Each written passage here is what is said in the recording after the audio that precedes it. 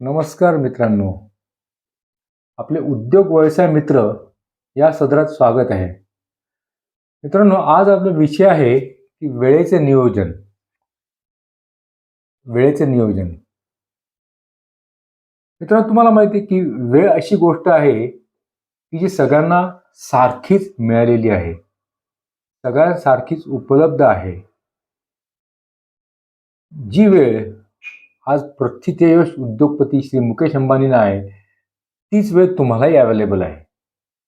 पण त्या वेळेचं नियोजन, त्या वेळेचं मोजमापन, त्या वेळेचा सदुपयोग हे करणं तुमच्या हातात आहे. तुम्ही जेव्हा उद्योग व्यवसाय सुरू करता त्यावेळेला वेळ हे अतिशय महत्त्वाचं बाब असून भांडवलापेक्षाही वेळ ही खूप मौल्यवान चीज आहे.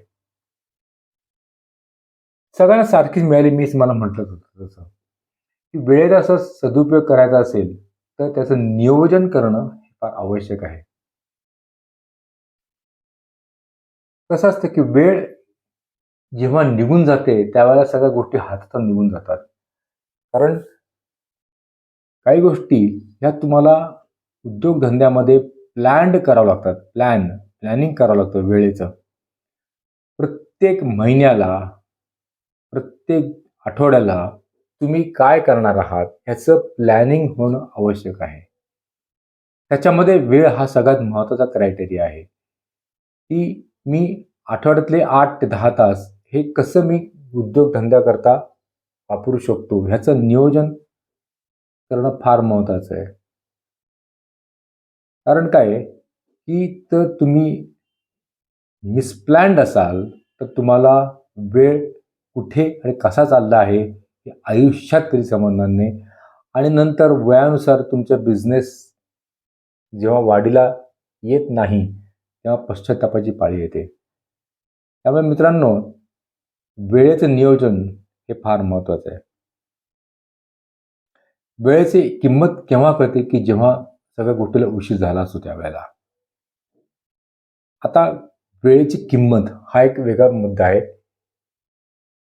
आपल्याला माहिती आहे की काही मोठमोठे जे प्रथितयश वकील आहेत, NKP साळवे म्हणा किंवा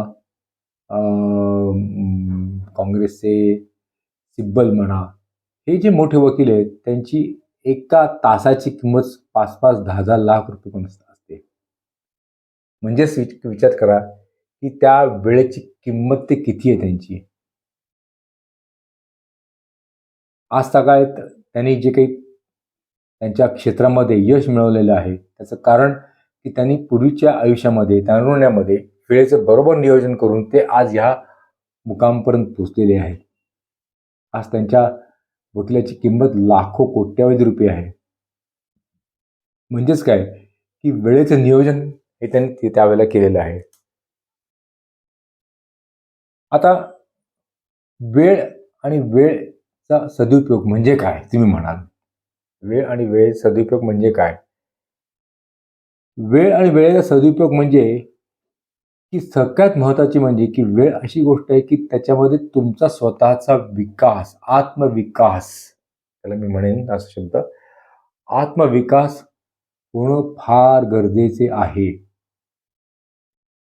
तुम्ही जेव्हा तुमच्या उद्योग व्यवसायाच्या पायऱ्या चढता, तुम्ही तुमच्या ऑफिसमध्ये जाता किंवा कुठे कामाला जाता, तेव्हा तुम्ही आजचा दिवस हा कसा पूर्णपणे उद्योगधंद्याकरता वापरता येईल आणि त्याच्याकरताच मी काम करेन, ह्या उद्देशाने जर तुम्ही कामकाज सुरू केलं तर तुम्हाला यश काही ठराविक काळानंतर निश्चितच मिळणार आहे.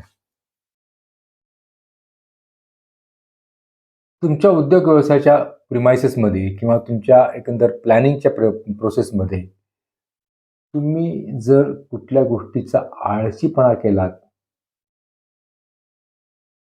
कुठे जायचं टाळलं किंवा आजची गोष्ट उद्यावर करू असं म्हटलं, तर मित्रांनो तुम्हाला कधीही आयुष्यात यश मिळणार नाही. आजची गोष्ट उद्यावर टाकली की ती कायमची पुढे पुढे ढकलत जाते आणि तुमच्या हातातून यश निसटून जातं. वेळ आणि यश ह्या दोन्ही गोष्टी सायमल्टेनियसली चाललेल्या असतात तुमच्या आयुष्यामध्ये. आता तुम्ही म्हणाल की थोडक्यात वेळ आणि वेळ यशाचं ह्याचं गणित काय आहे? बरोबर आहे. वेळ असं गोष्ट आहे की तुम्ही ज्या गोष्टी प्लॅन करता की मला आज 5 लोकांना भेटायचे आहे किंवा मला आज टेंडर टाकायचं आहे किंवा मला काही बिझनेस मीटिंग अटेंड करायच्या आहेत, तर त्या अटेंड करायच्याच. त्याच्यामध्ये टंगळमंगळ करता कामा नये. आळस हा वेळेचा शत्रू आहे. तुम्ही जर आळस केलात, तर तुमची वेळ गेली. अर्थात वेळ अशी गोष्ट आहे, की ही तुम्हाला सांगण्यासारखी मला असं वाटत नाही, की फार मोठं काही त्याच्यामध्ये सांगण्यासारखं आहे. मला एवढं सांगण्यासारखं वाटतं, की वेळेचा जर दुरुपयोग केला, थोडक्यात काय, की वेळेचा दुरुपयोग म्हणजे काय? तुम्ही आळस केलात. होणार काय, की तुमच्या यशाची जी काही पावलं आहेत, ती अजूनही पुढे लांब जात आहेत. असो. तर माझा तो मुद्दा असा, की कुठल्या गोष्टी उद्यावर टाकू नये. गोष्टी जर उद्यावर टाकल्या गेल्या ना, की त्याचा त्या गोष्टीचं महत्त्व संपतं.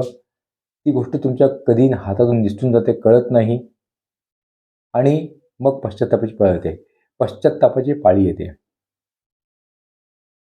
मित्रांनो, तरुण मुलं जी असतात ना, तरुण मुलं ही नेहमी स्वप्नामध्ये रंगलेली असतात. म्हणजे काय, की तुम्ही तुमच्या उद्योगधंद्याला प्रारंभ केलेला आहे. चांगलं त्याने प्रारंभ केला आहे. पण तुम्ही जर तुमच्या कार्यक्षेत्रामध्ये जाऊन किंवा तुमच्या ऑफिसमध्ये जाऊन तुम्ही फक्त जर स्वप्न बघत राहिलात, की असं होईल आणि तसं होईल, तसं होईल आणि असं होईल, असं होत नसतं. तुम्हाला स्वप्न बघण्यात कधीही तुम्हाला त्यात फायदा होऊ शकत नाही. शेवटी प्रत्येक माणसाने हे वर्तमानात जगलं पाहिजे. वर्तमानात म्हणजे काय, की नुसतं स्वप्न पुराशी बाळगणं हा एक उद्योग चांगला म्हणून म्हणता येईल. पण स्वप्नात गाफील राहून नुसतं त्या स्वप्नामध्येच फिरत राहणं म्हणजे वेळेचा अपव्यय आहे. कायम वर्तमानात राहणे, नुसते स्वप्न बघत बसणे हे तुमच्या दृष्टीने घातक होऊ शकतं. म्हातारी माणसं म्हातारी माणसं हे कायम नेहमी भूतकाळात राहतात. कारण काय माहिती आहे मित्रांनो, की म्हाताऱ्या माणसांना वेळेचं नियोजन किंवा वेळेचा सदुपयोग हा आता विसरून गेले असतात ते. त्यामुळे पुढे जरी आयुष्यात काही चांगलं करायचं असेल, तर ते करू शकत नाहीत कारण ते भूतकाळात वावरत असतात. आणि तरुण पिढी ही स्वप्नात वावरत असते. या दोन्ही गोष्टी समाजाला घातक आहेत. हे तुम्हाला घातक आहेत. तुम्ही तरुण आहात, स्वप्नात राहू नका. तुम्ही म्हातारे आहात, भूतकाळात राहू नका. भूतकाळात राहिलं की तुमचं आयुष्य संपलं. तुम्ही तेच डोक्यामध्ये ते विचार आणणार आणि त्या विचारात शेवटी निष्पन्न काही होणार नाही. त्याच्यापेक्षा आयुष्यात काहीतरी नवीनसारखं करत राहा. काही का असेना. जरी तुम्हाला मनाला पटलं नाही, तरी ते नवीन गोष्टी करत राहा. त्यात खरं तुम्हाला आनंद मिळू शकतो. शेवटी जाता मला तुम्हाला एक सांगायचं आहे, की तुम्ही उद्योगधंदा सुरू केलेला आहे. तुम्ही कामगार नेमलेले आहेत. काही 4 कामगार नेमलेले आहेत. या कामगारांना जर तुम्ही व्यवस्थित शिस्तशीरप्रमाणे कामाच्या आखणी करून दिली नाही, तर कामगार हा पहिल्यांदा काम चुकार करण्याचा प्रयत्न कायम करतो. तुम्हाला असं वाटतं, की कामगार हा निष्ठेने काम करतो. नाही, तो करतो काम निष्ठेने किंवा जेव्हा तुम्ही त्याला प्लॅन्ड ॲक्टिव्हिटीज देतात. ह्या गोष्टी तुला 8-10 तास दिवसाच्या करायच्या आहेत. ह्याच्या गोष्टीचं याचं मला शेवटी उत्पन्न मला काय मिळणार आहे ह्याचा माझ्याकडे जर आराखडा तयार असेल, तर तुम्ही त्या कामगाराकडनं व्यवस्थित काम काढून घेऊ शकता.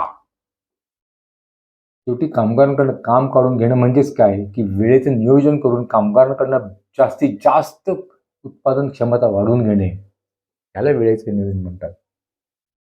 कामगाराला किती तुम्ही सूट दिलीत, कामगाराला योग्य सूचना दिल्या नाहीत, तर कामगार हा कायम काहीतरी कारणाकडून कामं ढकलण्याचा प्रयत्न करायला लागतो.